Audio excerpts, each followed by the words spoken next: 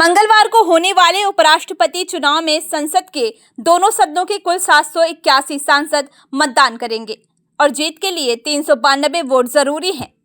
इस चुनाव में एनडीए ने महाराष्ट्र के राज्यपाल रह चुके और तमिलनाडु से ताल्लुक रखने वाले सीपी राधाकृष्णन को मैदान में उतारा है, जबकि विपक्षी गठबंधन इंडिया ब्लॉक ने तेलंगाना से पूर्व न्यायाधीश बी सुदर्शन रेड्डी को उम्मीदवार बनाया है।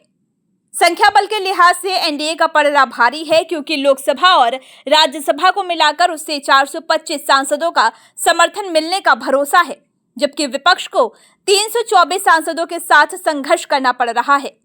हालांकि विपक्षी खेमे का मानना है कि उपराष्ट्रपति का चुनाव गुप्त मतदान के जरिए होता है और इसमें व्हिप लागू नहीं होता, लिहाजा कई सांसद अपनी अंतरात्मा की आवाज पर वोट डाल सकते हैं।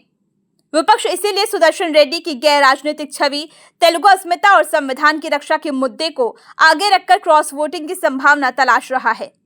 एनडीए ने जहां अपने सांसदों को मतदान की तकनीकी बारीकियों को समझाने के लिए कार्यशाला आयोजित कर सख्त निर्देश दिए हैं, वहीं बीजेपी का शीर्ष नेतृत्व राधाकृष्णन की जीत का अंतर बढ़ाने के लिए बीजेडी और बीआरएस जैसी पार्टियों को साधने में जुटा हुआ है।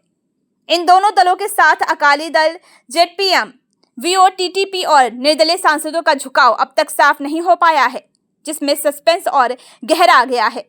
बीजेडी ने पिछली बार वक्फ संशोधन विधेयक पर अपने सांसदों को अंतरात्मा के आवाज पर वोट डालने की छूट दी थी, लिहाजा इस बार भी उनका फैसला अहम साबित हो सकता है।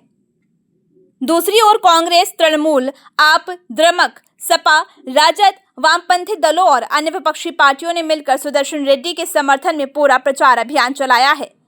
एआईएमआईएम प्रमुख असदुद्दीन ओवैसी और चंद्रशेखर आजाद जैसे नेता भी विपक्षी खेमे के साथ खड़े हैं। ऐसे में जहां एनडीए को नंबर गेम के आधार पर जीत तय लग रही है, वहीं विपक्ष मानता है कि गुप्त मतदान में समीकरण बदल सकते हैं और इस वजह से उपराष्ट्रपति का चुनाव संख्या बल से आगे निकलकर सियासी और प्रतीकात्मक लड़ाई का रूप ले सकता है।